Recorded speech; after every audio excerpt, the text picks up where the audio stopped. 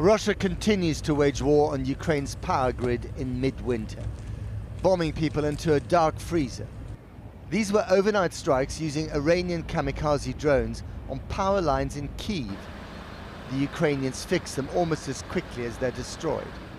In front of St. Sophia's Cathedral, the Christmas tree is decked in patriotic colours and powered by a noisy generator. But could a new front now be opening up again? These were military exercises between Belarus and Russia, 4 hours drive north of Kyiv. Russia's show and tell battlefield. The Russian Defense Ministry has been pumping out these pictures on an almost daily basis. Pure propaganda or a signal that Moscow intends to launch another assault on Kyiv, as senior Ukrainian officials have also warned in recent days. And could this arrival be part of the plan? Vladimir Putin flew into Minsk today to huddle with his best friend and perhaps the only one whose welcoming treats he trusts enough to eat. President Lukashenko has avoided sending his own troops to the front so far to help his Russian patron and protector. And today, a call for dialogue. Russia and Belarus, as Vladimir Vladimirovich and I always say, are open for dialogue with other states, including European ones.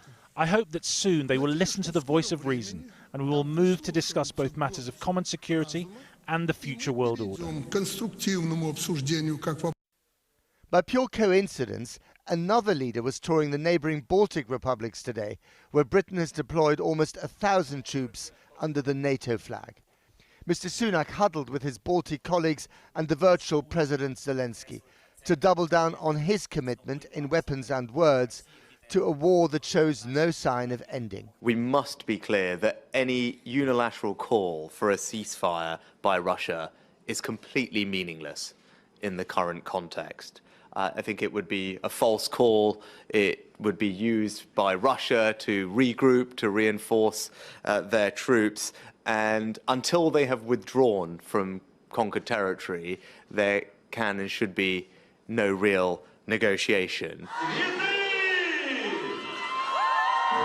Another Christmas tree in dire circumstances. This one was erected in the underground in Kharkiv, which has doubled up as bomb shelter and second home to the population of Ukraine's second city since the beginning of the war 10 months ago. The unimaginable has become the new normal, interrupted by a tentative question. Will next year's Christmas also be celebrated in a Ukrainian bunker? Well, we're joined now from Kyiv by Alina Frolova, who was Ukraine's Deputy Defense Minister between 2019 and 2020. Thanks for coming back on the program, Alina Frolova. I mean, you're sitting in what seems to be darkness at the moment. What's it like living in Kyiv under these constant drone and missile attacks with your power always being cut? Different. We didn't get accustomed yet to this life, but what we can do, we just need to win this war and get to normal. So now we need to bear it, and in most of the districts of Kyiv, it's now more than 20 plus hours without electricity. But Kyiv stands on, and the Ukraine stands on. So it's not breaking your morale? No. No, we are quite strong. We've been living near this neighbor for hundreds of years, and we get accustomed that we need to be strong, and we're full of readiness to continue and to win this war.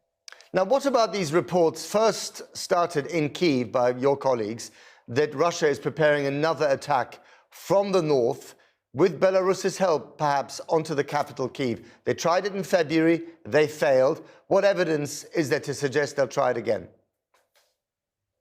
Well, actually, as you know, Putin trying to convince Lukashenko to enter the war already for a quite long period. Lukashenko is trying to avoid it really because this is threatens to his own personal power in stability, his stability in Belarus.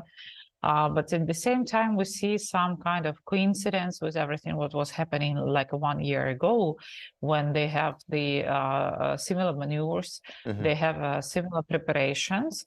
And there is only the issue of political decision where to throw the Belarusian army into this war or not. However, as our intelligence saying, there is not sufficient number of Russian troops in Belarus, so the Russians by themselves cannot do it. And probably they will start only if Belarusians will join. However, we saw that the Russians make some decisions which are not let's say logical before, so we can expect everything, and our troops is in complete readiness, and I know that they are in full preparedness to any developments. So what you're saying, Alina, is that he might try to launch another attack on Kyiv from the north against everyone else's better judgment.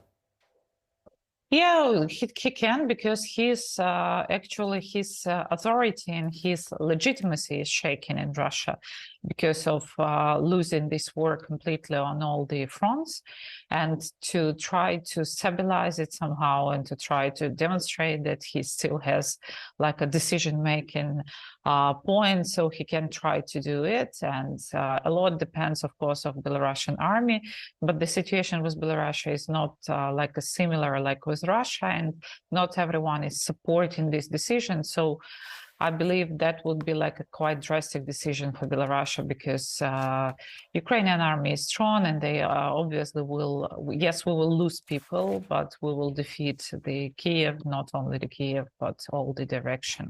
But you can't really stop him. You can't really stop him from trying to invade from the north again, can you? You can just try and resist him when he comes over. Yes, sure. We cannot stop someone's silly decisions, but we can we can be resilient. We can have like a better preparation that we had last year with all the fortifications and constructions and readiness. So I know that everything is in place, and we see it from the daily operations and daily preparation of our armed forces and reserve. And I do believe that it won't be so easy walk, and it would be much harder than it was like last year for them if they will decide to do it. Just one more. The Prime Minister, Rishi Sunak, was in Latvia and Lithuania today, and he pledged more weapons and more air defense capability for Ukraine in the coming months. Are you getting everything that you need in order to resist another wave of this invasion? No, we are not getting everything, and we are getting not enough number of it, because we can like be resilient. We can protect ourselves in a better way than we did it like half a year or year before. But we obviously have no sufficient supply of weapons and equipment to stop this war now as soon as possible. But anyway, we are very grateful to UK, because we understand the UK leadership in pressing our partners to deliver the weapons and to keep the course. And we know that how many equipment is coming, and we know how big support is. But we still, if we want to stop this war, and I just would like to remind that we are fighting here not only for Ukraine, but for the whole Europe and for the democracy, we need more. We need more weapons. All right. Okay, got to wrap it up there. Alina Frolova, thank you very much indeed. We wish you all the best.